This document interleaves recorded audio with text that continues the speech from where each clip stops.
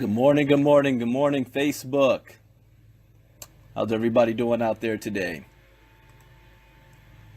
Getting what day is today?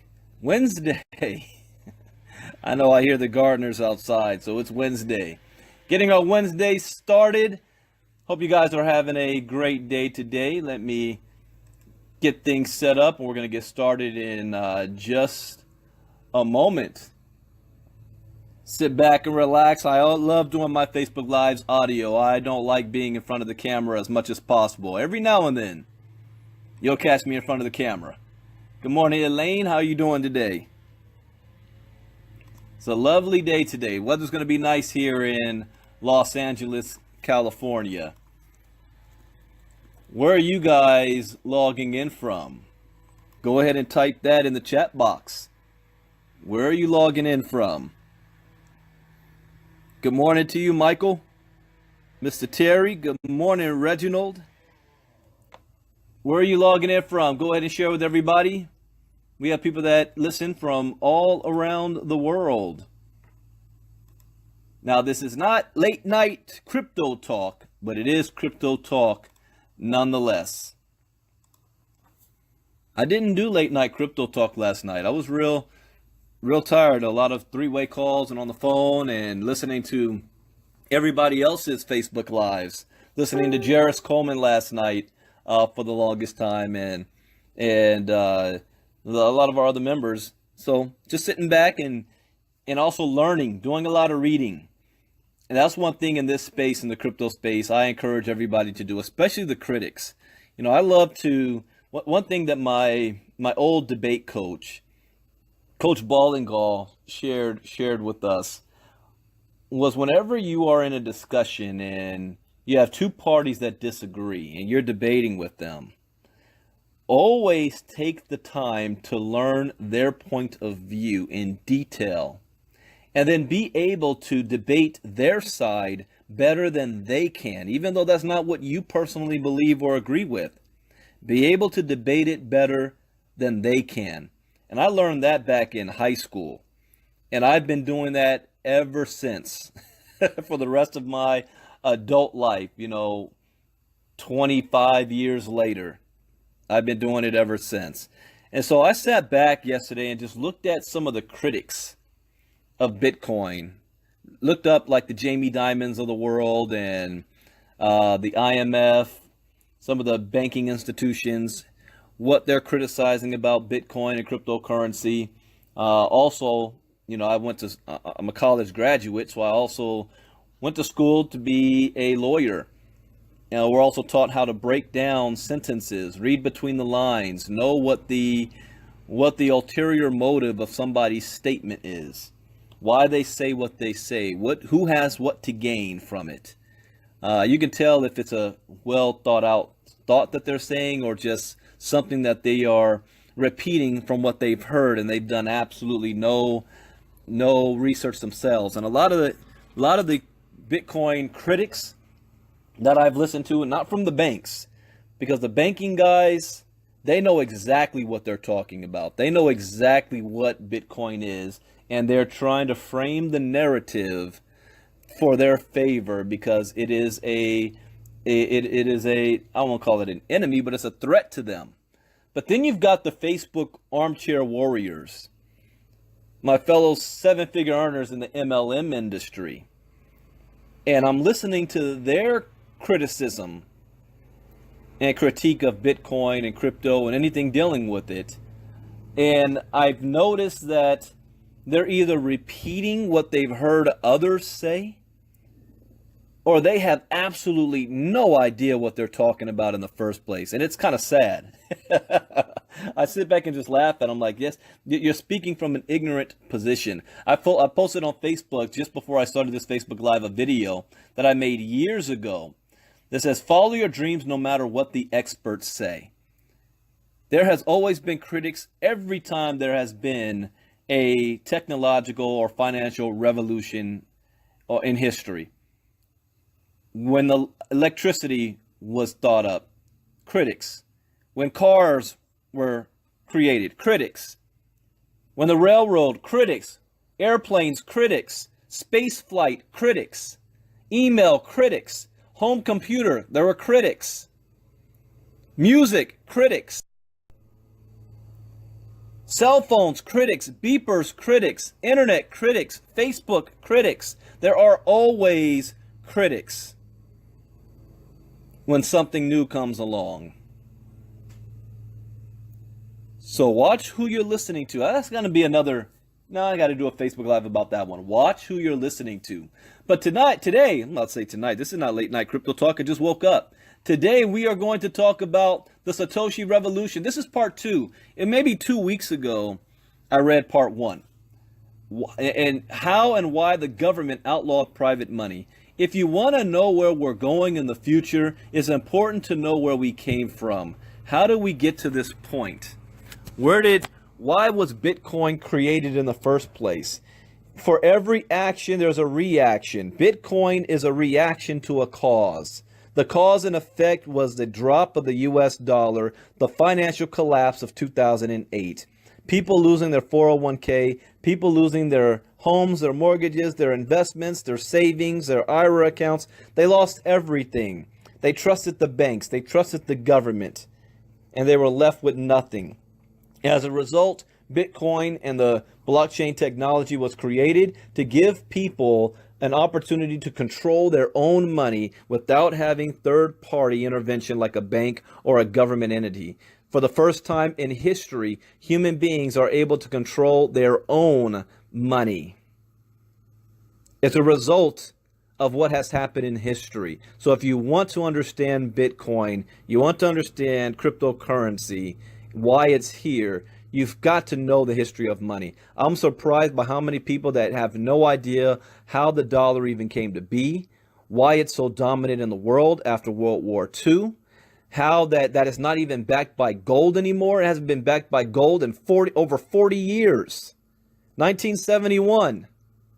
The gold standard is gone, and my own brother thought that it was still being backed by gold. That the US dollar right now is only 5% of what it was worth 100 years ago. That putting money in your bank, you're losing money every day. While the bank is making money on your money because they're investing it. While the wealthy you can have a guy worth $100 million, but only have access to maybe $2 or $3 million cash. Where's the rest of his money? In investments, so that it can grow and not lose value. This is stuff the average American, the average person doesn't know because they don't even have enough money to save in the first place. 90% of Americans have less than $1,000 in their savings account. So not only do you not have money, you don't even know the history of it. So I want to do a little bit of education, not just for your sake, but also for mine, because this is what I do. Only thing is I'm turning on Facebook Live and taking you along this journey with me. That's the only difference, because if I turn this, I'm about to say the camera off, I don't have the camera on. If I turn this audio off, I'd be reading this anyway. What are you reading? What are you filling yourself with? So let's talk about the Satoshi revolution. A revolution of rising expectations. I think this is a whole book that's coming out. Section 1 was the trusted third-party problem. Blockchain technology, guys, is solving a problem. Every successful business out there or movement is in response to solving a problem. In fact, if you want to be successful in any business, find out somebody's problem and give them a solution for it and put a price tag on it. That's how you have a successful company. So the trusted third-party problem. I actually know this, but instead of me saying it, I'll kind of read this to break this down for you guys. And as always, let me put the link to this article in the chat box.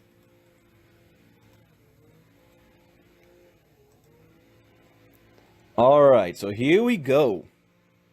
How and why government outlawed private money.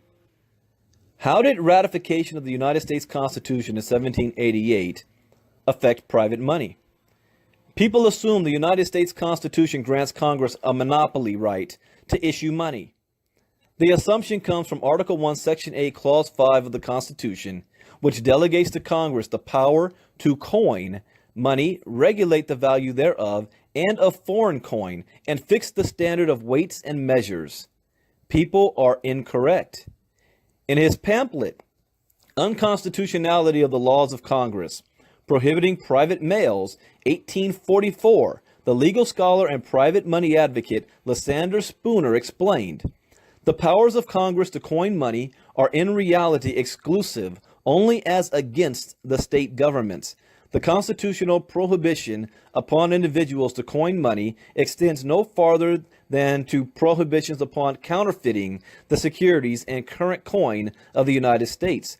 Provided individuals do not counterfeit or imitate the securities or current coin of the United States, they have a perfect right, and Congress has no power to prohibit them to weigh and assay pieces of gold and silver, mark upon them their weight and fineness, and sell them for whatever they will bring in competition with the coin of the United States. Do you understand what that means, guys?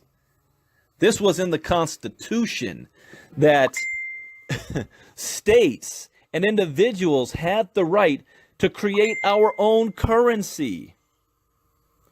They had the right to create our own currency, even in competition with the federal currency, as long as they didn't counterfeit the federal currency.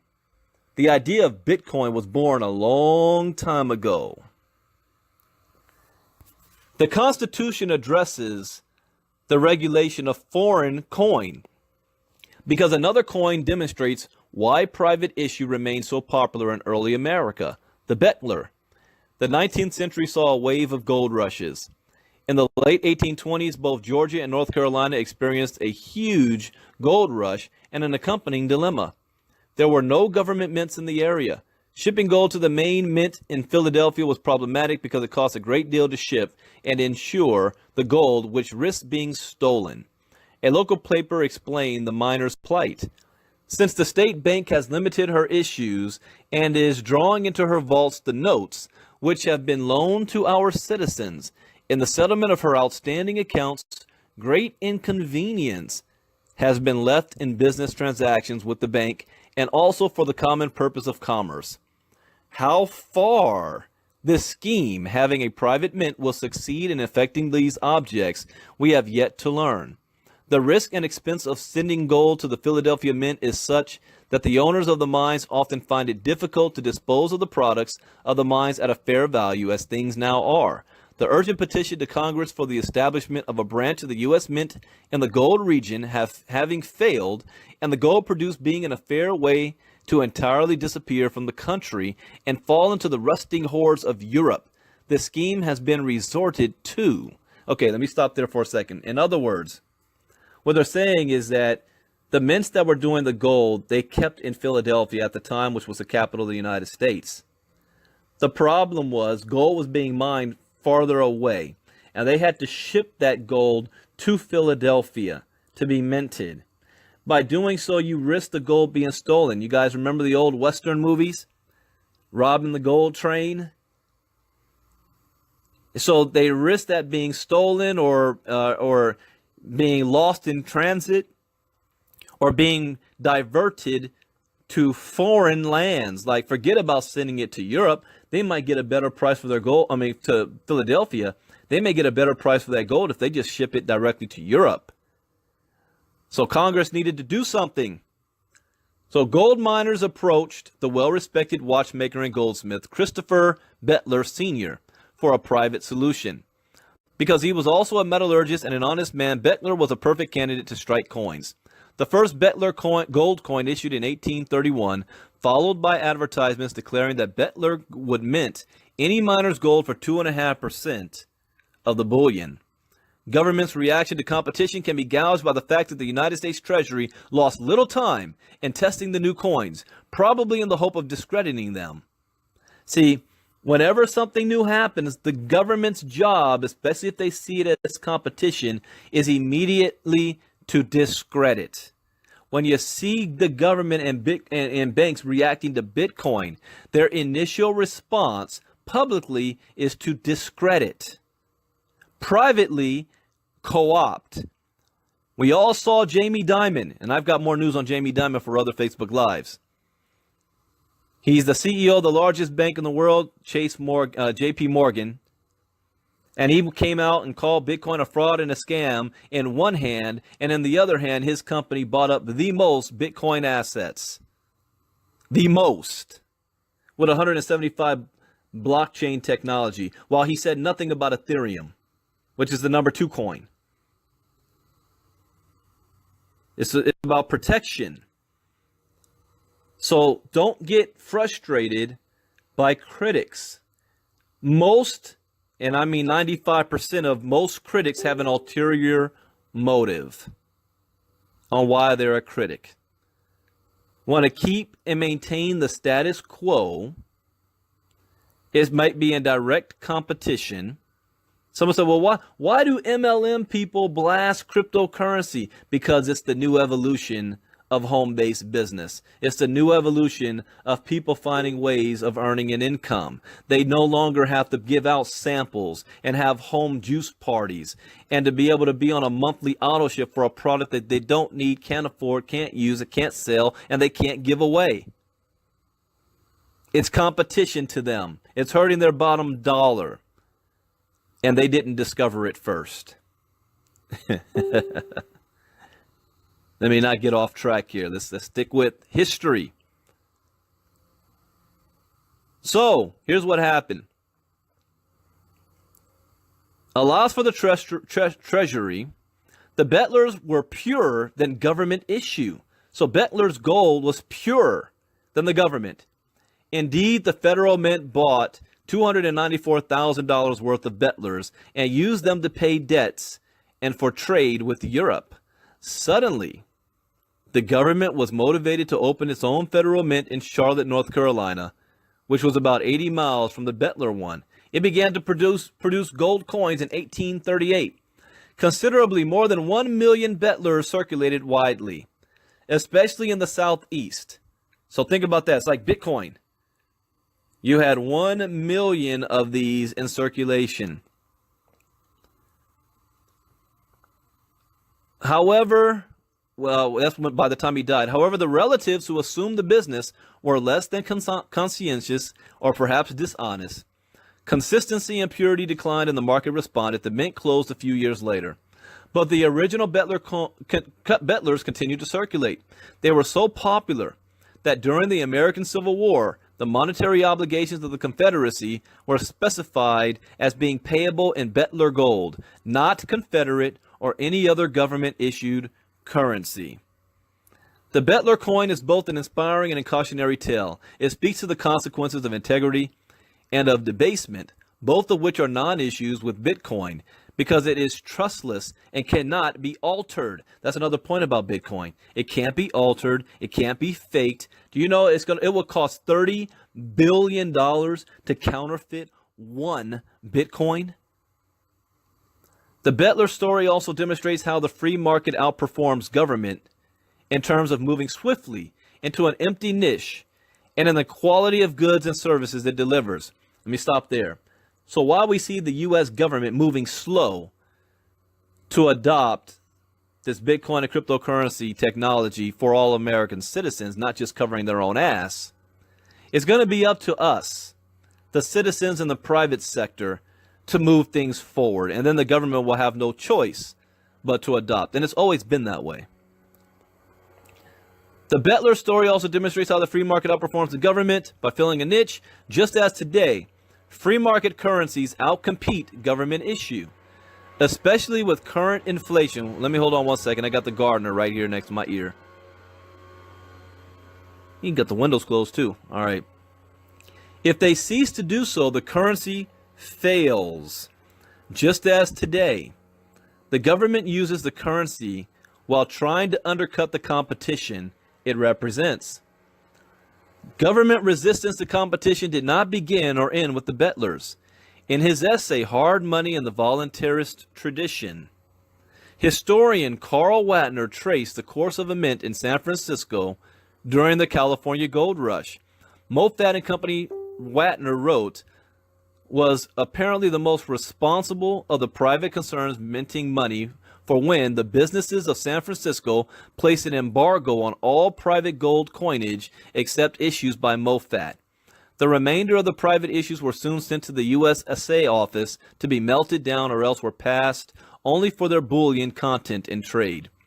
Initially, the firm issued gold ingots in direct competition with the U.S. Assay Office. No state assay office then existed, according to the reference site Coinfax. The official government assay of these ingots proved them to be worth more than the amount stamped on them. In other words, Moffat outcompeted the government. The ingot's denomination was too large for normal trade. However, and merchants demanded smaller coins. Moffat and Company, which contracted with the U.S. Assay Office, asked for the authority to strike coins as well. When permission was not forthcoming, Moffat began minting coins under its own mark and authority in 1849. According to the U.S. Constitution, it was legal. You could create your own coin to compete with the federal coin as long as you're not counterfeiting the federal coin. That's in the Constitution. So that's what they did. The firm's high reputation and its policy of redeeming coins at face value allowed their issue to become a norm in circulating currency. Do you guys realize in American history, we had multiple currencies going on? It wasn't just dominated by the federal. See, all our lives, all we've known is just the U.S. dollar. It hasn't been that way. Government obstruction did not stop with the refusal to authorize coinage. On April 20, 1850, the state assayer, melter, and refiner of gold of California was established by law. A companion bill was passed at the same time with the goal of reining in private minters. Here we go. This is when it began. We had to stop this crap. Along with an earlier measure on April 8th, the bill represented a compromise. Coinfax explained the original position the government had taken toward minters such as Moffat. Also understand the federal government did not have as much power back then as it does now. Even though the Constitution hasn't changed, ratifications and whatnot. The states had more power back then. The individuals had more power. So let me continue. Coinfax explained the original position the government had taken towards minters such as Moffat. It was during the first part of 1850 that there was serious agitation against private coinage. Right before the Civil War, the California legislature considered a bill which would have branded private coiners as counterfeiters. See that? So, all right, it's already in the Constitution. So what are you going to do? You're going to change the law to say anybody that's doing this by themselves, you're a counterfeiter. You see what the government does? And which urge subjecting the makers or passers of such coin to the penalty imposed upon coiners and counterfeiters. So here's what in other words, there's already law that you cannot counterfeit federal coin, okay? And there's already punishments for anybody you're considered a counterfeiter of the coin. Now, they want to pass a law to brand anybody who's doing private coinage under the same statute as a counterfeiter of federal coin. You see what they did here? The Alta California printed the proposal bill along with a supportive editorial. The editor further pointed out the inability to use private coins in payment of customs. If you want to see what the government's going to do next when it comes to Bitcoin, I'm not sure if they're going to be able to, if they would even try to pull this off. I think they're too late on this. But what they might try to do is ban any cryptocurrency transactions. The problem is stores and outlets are already accepting it. They might be able to control the banks from being able to move money through the banks. But Bitcoin allows you to go around that. You can have Bitcoin Visa cards. So what they may try to do is put pressure on Visa or MasterCard to ban any type of Bitcoin conversions. So I don't know. That would be the worst thing that they could possibly do. Something crazy would have to happen for them to be able to pull that off and really get away with it without hurting the United States, because the rest of the world, like Canada, is moving to legalize this and have their version of their SEC. I read that article 2 nights ago. Accept it. Japan's accepting it. Russia's creating their own coin. Estonia, South America, India, China, South Korea. The rest of the world is. We're not isolated anymore.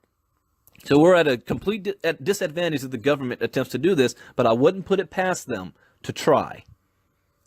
The next day, back to the article. The Alta California ran an open letter from Moffat through which he appealed to the people of San Francisco. He acknowledged that the state could not legally issue coins due to constitutional restrictions, but private individuals had no similar constraint. He pointed to the Bettler Mint, which continued to strike coins, even though the business was only 80 miles from the federal government's Charlotte branch. Moffat powerfully reminded San Francisco that no one had ever been defrauded by purchasing or accepting his coins. The first compromise bill of early April prohibited the private issuance of gold pieces weighing less than 4 troy ounces. This was an awkward size for normal commerce and almost guaranteed a limited circulation. By contrast, the state assay office was allowed to cast gold ingots of 2 troy ounces, Coinfax observed. The State Assay Office of California was a unique institution in our nation's history. It was the only mint to operate in this country under the authority of a state after 1789. Its issues, though never challenged in the courts, may have been illegal under the United States Constitution, which forbade any state to issue coins or currency. The state used the sleight of hand of striking ingots, which were not mentioned in the Constitution, but which circulated as the equivalent of coins. See how they did there? Oh, we didn't mint any coins. We use gold ingots. It's just a different wording. A complicated back and forth between Moffat and both the state and federal assay offices ensued. Moffat received a coining contract with the state and sought federal permission to strike smaller coins, which was denied. You know why it was denied? Because they went through the state first. See, under the Constitution, individuals could do it, but states could not. Eventually, Moffat resumed issuing its own coins in smaller denominations, whereupon the government granted permission. See what I just said there? If he went through the state, he got denied. Doing it himself, he got permission. So he got permission to issue official $10 and $20 coins for the SA office. You ever wonder, where $2 coins and $10 coins and all that stuff came from?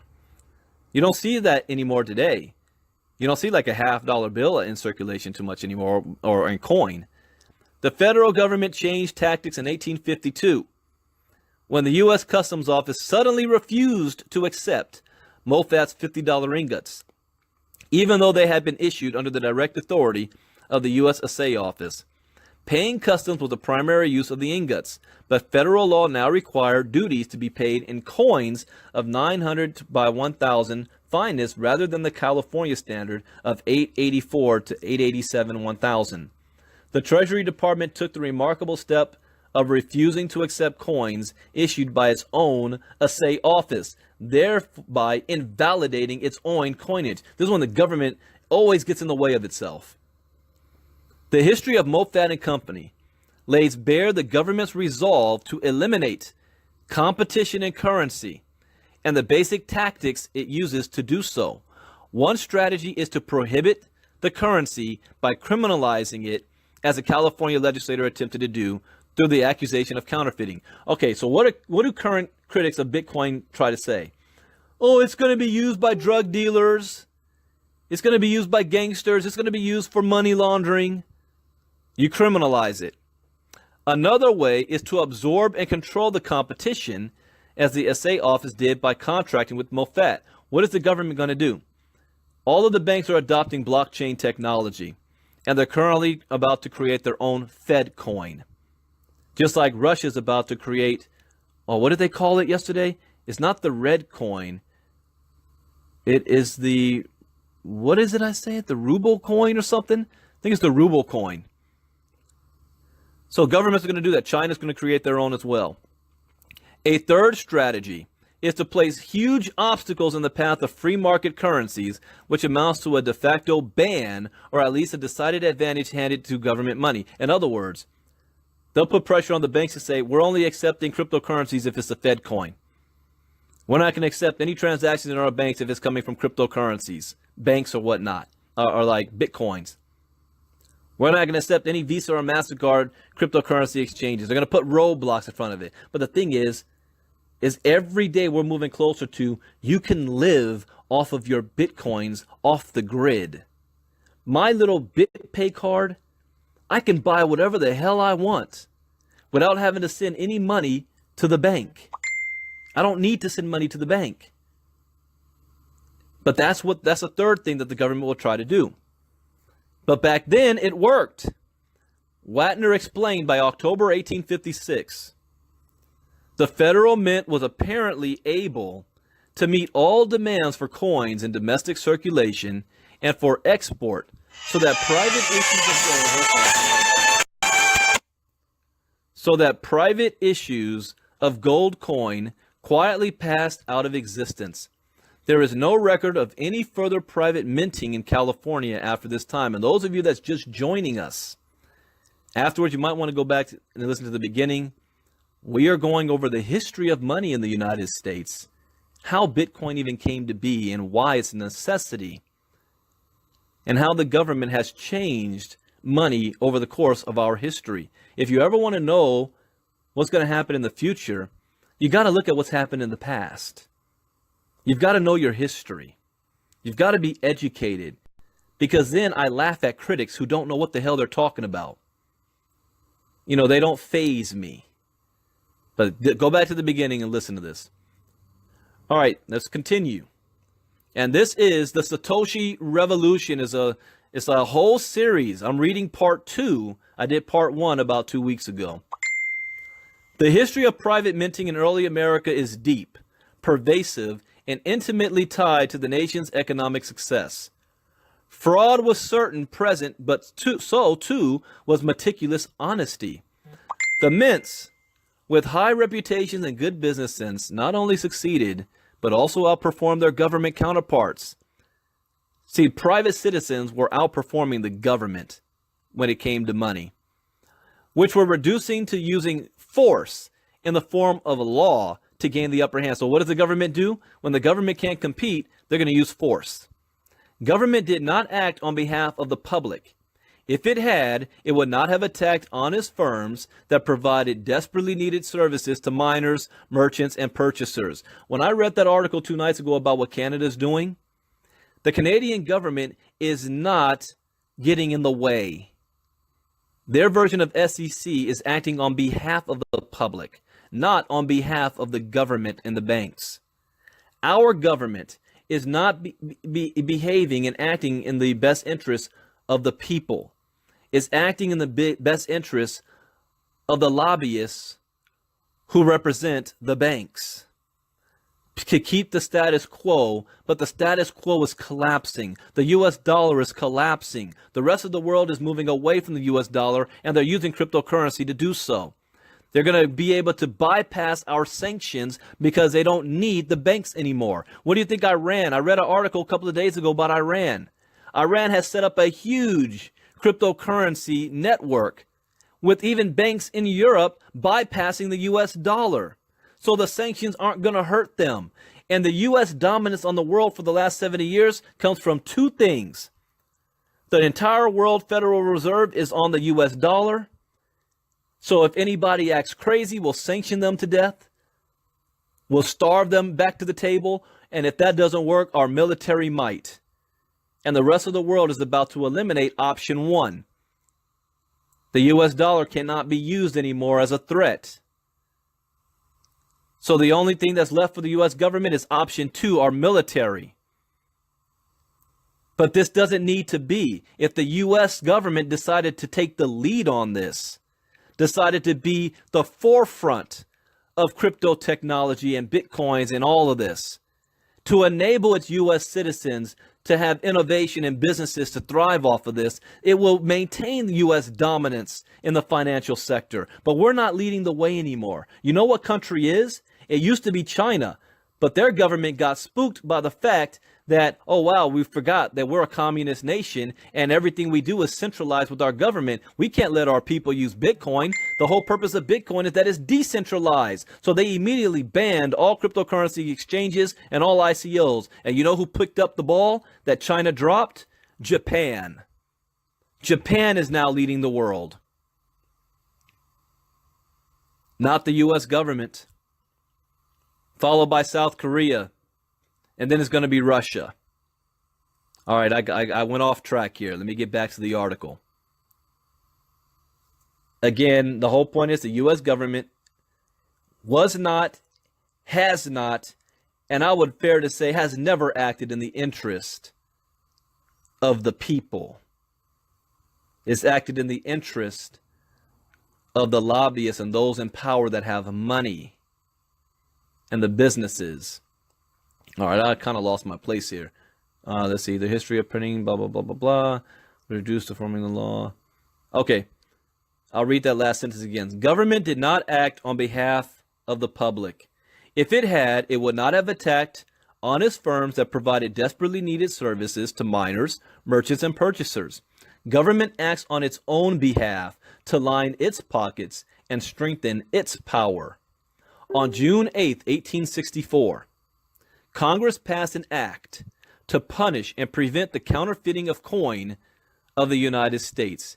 It read in whole that if any person or persons, oh, okay, now this is a change. The U.S. Constitution already states that an individual can print currency as long as it's not in competition, or I'm sorry, as long as it is not counterfeiting federal coin. It can compete with federal coin. That's in the Constitution. 1864, Congress changed the law. The new law is that if any person or persons, except now authorized by law, shall hereafter make or cause to be made, or shall utter or pass or attempt to utter or pass any coins of gold or silver or other metals or alloys of metal intended for the use and purpose of current money, whether in the resemblance of the coin of the United States or foreign countries or of original design, every person so offending shall, on conviction thereof, be punished by fine not exceeding $3,000 or by imprisonment for a term not exceeding 5 years or both at the discretion of the court according to the aggravation of the offense. Let me stop right there. They're threatened to throw you in jail even if you attempt to utter another currency in the United States. If you were to take just that passage and apply it today, then whoever created Bitcoin would be imprisoned and thrown in jail in the United States, which is why it was created as open source, which is why it's decentralized, which is why there's no CEO, there's no company, there's no way of shutting it down. The only way you can shut it down is if you shut off the internet. You guys understand why it was done this way? This is back in 1864. They changed the Constitution. The private minting of currency ceased in America. The act was undoubtedly sold as necessary to protect the public from fraud. Don't we hear that? Oh, people are using Bitcoin on the Silk Road to buy drugs. Yeah, they're using the US dollar to buy drugs too. There is no question that fraud in the form of Litecoins was a constant worry with both private and government mints. Without excusing the fraud or suggesting it not be punished, caveat emptor applies. An entire category of business should not be criminalized because some participants are dishonest. Think about that. Yeah, there's going to be people doing fraud. That doesn't mean the entire concept is wrong. Yes, there's companies out there that's Ponzi schemes and scams in the name of Bitcoin, in the name of lending programs. That doesn't mean all of them are frauds. All of them are criminals. All of them are Bernie Madoffs. Because there's one Bernie Madoff doesn't mean the entire Wall Street system is a scam. But this is what the critics would like to claim. Let's continue reading. The claim of preventing fraud is disingenuous on its face. It does not explain why the government went after coins and companies it knew to be reputable, like Moffat and Company. And why did the government itself prefer to use private coins on occasion? Nor does the act acknowledge that many private miners went into business at the behest of a public whose needs were ignored by the Treasury Department. Only one explanation makes sense. The government wanted to eliminate the competition, and not because it was fraudulent, but because it could not win. Bitcoin was born out of necessity. It was born after the government failed us, after the banks failed us. So we take matters in our own hands. That's the American way. You can't be no more American than doing that. That's why it was in the original Constitution. The citizens were able to compete with the government. They changed that. Mark Twain repeatedly said, "History does not repeat itself, but it rhymes." To some, private coinage in early America may seem to have little in common with cryptocurrencies, but there is a common theme. Government is threatened and wants monopoly. Cryptocurrencies and their advocates can expect the same treatment from governments around the world. A mixture of banning, obstacles, absorption, and punishment. History is beginning to rhyme loudly. To be continued tomorrow for part 3. But no matter any of these things, I'm here to tell you, like Bill Gates said, Bitcoin can't be stopped. So what does this mean for the rest of us, for all of you? Whether you have heard about Bitcoin, whether you haven't, whether you're confused about it, you don't understand what it means, a fundamental change and shift in our entire financial system is taking place before our eyes. The greatest economic shift in wealth in the history of mankind for the most amount of people is taking place right now. And most people don't even know what's happening. And the ones that do, 99% of them don't know how to take advantage of it. And by the time you realize what's going on, the Fed coin is going to be shoved on your back. And I had somebody wanted me to repeat this part again. How is the Fed coin going to come to be? And I'm going to end by stating this. The Fed coin is already under development. Bank of America already has 22 blockchains on 22 patents on blockchain technology. Chase has already failed 175 times for blockchain technology. They need the blockchain technology to create their own cryptocurrency. Except the idea behind crypto was to be decentralized. They are taking Bitcoin technology and they're going to centralize it, meaning government control. There's going to be no difference between what Russia's doing than what the United States will be doing. And that in of itself should let you know that our government has gone so far away from what this country was founded upon as far as freedom, where you don't see a difference between the U.S. government and the Russian government. We have a problem. You say that, Houston, we have a problem. But here's what's going to happen. The U.S. dollar is going to collapse. It is not me making it up. It is not just my opinion. You can go listen to Doug Casey, one of the best economists in the United States that has predicted every major thing that's happened in the United States over the last 20, 30 years. Look him up on YouTube, Doug Casey. The financial collapse of 2008 was just the beginning. We've all witnessed a rash of hurricanes. And you know how a hurricane works. You've got the front end bands, you've got the eye of the storm, then you've got the back end bands as it passes over.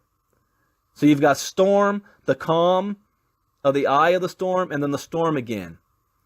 The back end is the most destructive of the storm, not the front end. The front end just takes down your shields. It batters you up. The back end takes the rest. 2008 was the front end bands of the hurricane.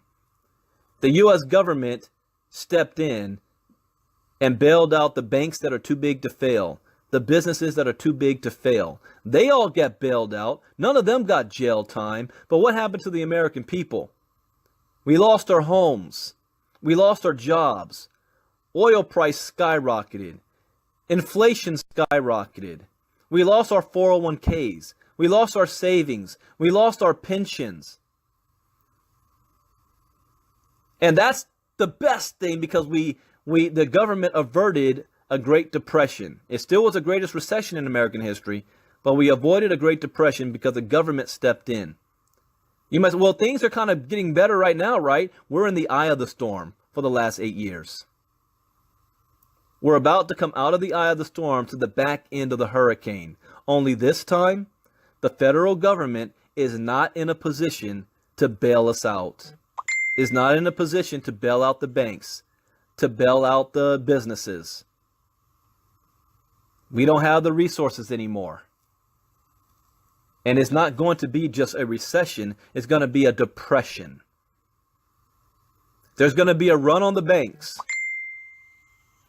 And when people run on the banks, they're not going to be able to pull their money out. It's going to be like Greece. The banks are going to close. They're going to freeze everything. The government will step in and freeze all assets. They're going to blame the banks for this. But in actuality, they're saving the banks. But to the public, they're going to tell you, we're saving you, and we're going to freeze all of your assets so the bank doesn't take your money. The real reason why is because $2 trillion in circulation in the United States right now of physical cash. But there's over $11 trillion in the bank accounts of American citizens. If every single citizen tried to pull money out, there's not enough cash available. Would take, I think it's over 200 years to print all the cash needed so that every American can have their money in physical cash. So it's not possible. So you can't pull all your money out, even if you wanted to. And that's another scam that the government and the banks concocted together. Why? Because the banks by law are only obliged to hold about 20% of capital in their banks. 20%. What are they doing with the rest?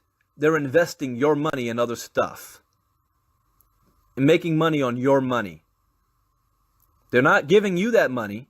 They're making money on your money.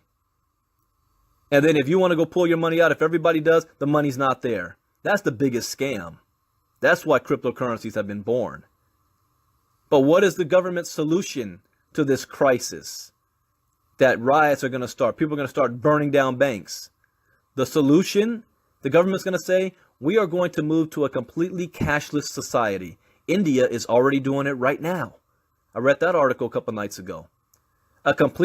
We already kind of are in a cashless society because nobody carries cash anymore. But we still have a cash-dominated society, meaning that's what your money is represented as, the fiat currency, the dollar. So the government will complete the task and say, we are eliminating all notes, all fiat currency. You might as well use the cash you've got as toilet paper. We're eliminating that. But we are going to honor the value of your money that's currently sitting in the banks. What we're going to do is we're going to create the Fed coin, what they already have created. We're going to issue the Fed coin. So now, the money you have in your bank is going to be represented by this little debit card. That's Fed coin, no more cash. What they may do is cut your wealth in half. Say, if you had, $200,000 in the bank, we are going to honor maybe $75,000 worth on your Fed coin, on your card. And you use this to make all your transactions.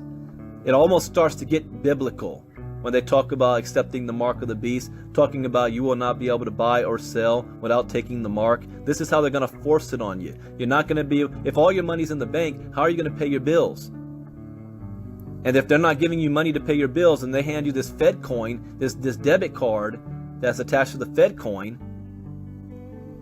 in a cashless society, that's another step closer towards the end. But that is what's going to happen. I read an article 2 nights ago about what Putin already said. He already demanded that he wants this ruble coin in existence by January.